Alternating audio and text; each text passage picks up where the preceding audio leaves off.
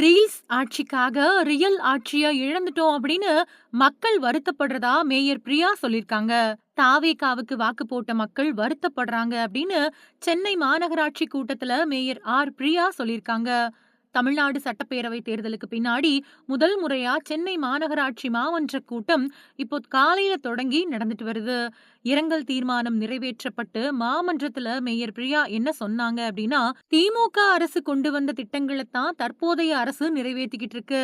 நாம கொண்டு வந்த திட்டங்களோட பெயர்களை மாற்றியாவது தொடர்ந்து செயல்படுத்தினா மட்டுமே தற்போதைய அரசால இயங்க முடியும் அப்படிங்கிறது உண்மை.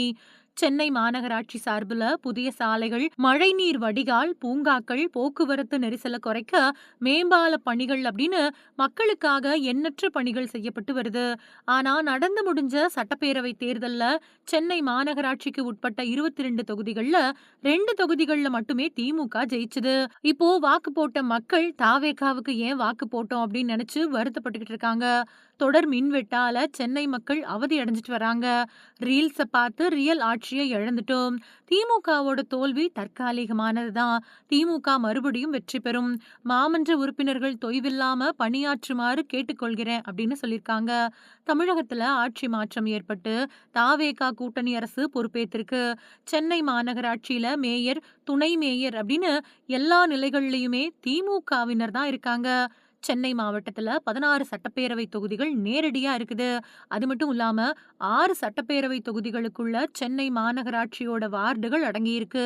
அதுபடி மொத்தமா 22 சட்டப்பேரவை தொகுதிகள் சென்னை மாநகராட்சி பகுதியில இடம்பெற்றிருக்கு. முதல்வர் ஜோசப் விஜய், பேரவைத் தலைவர், முக்கிய அமைச்சர்கள் அப்படின்னு பலரும் சென்னை மாவட்டத்துக்குட்பட்ட சட்டப்பேரவை தொகுதியிலிருந்தே தேர்வாயிருக்காங்க. அது மட்டும் இல்லாம எதிர்க்கட்சி தலைவரான திமுகவை சேர்ந்த உதயநிதி ஸ்டாலினும் சென்னை மாவட்ட தொகுதியிலிருந்து தான் தேர்வாயிருக்காரு. இந்த நிலையில 22 சட்டப்பேரவை உறுப்பினர்களும் முன்னாடியே தீர்மானங்கள் அனுப்பி வைக்கப்பட்டு அவங்களுக்கு சிறப்பு அழைப்பு விடுக்கப்பட்டுச்சு. அதுபடி மாமன்ற கூட்டத்துக்கு வருகை தந்த எம்எல்ஏக்களுக்கு தனியா இருக்கைகள் ஒதுக்கப்பட்டுச்சு. அதிமுக கவுன்சிலர் சதீஷ்குமார் எழுப்பின கேள்விக்கு திமுக கவுன்சிலர்கள் எதிர்ப்பு தெரிவிச்சதால 2 தரப்பினருக்கும் இடையில மோதல் ஏற்பட்டது. இதனால சென்னை மாமன்ற கூட்டத்துல கொஞ்ச நேரம் பரபரப்பு ஏற்பட்ட நிலையில மேயர் பிரியா தலையிட்டு எல்லா உறுப்பினர்களையும் அமைதிப்படுத்தினாங்க. இந்த நிலையில சமீபத்துல மேயர் பிரியாவுக்கும் தாவேகா எம்எல்ஏ பல்லவிக்கும் இடையில குத்து வழக்கு ஏத்துறதுல மோதல் ஏற்பட்ட நிலையில புரோட்டோகால் விவகாரம் பத்தி சட்டமன்றத்துல சபாநாயகர் விளக்கம் கொடுத்திருக்காரு. முன்னுரிமை வரிசையோட அடிப்படையில சட்டமன்ற உறுப்பினர்களும் அரசு அதிகாரிகளும் செயல்பட வேணும் அப்படின்னு கேட்டுக்கிறேன்.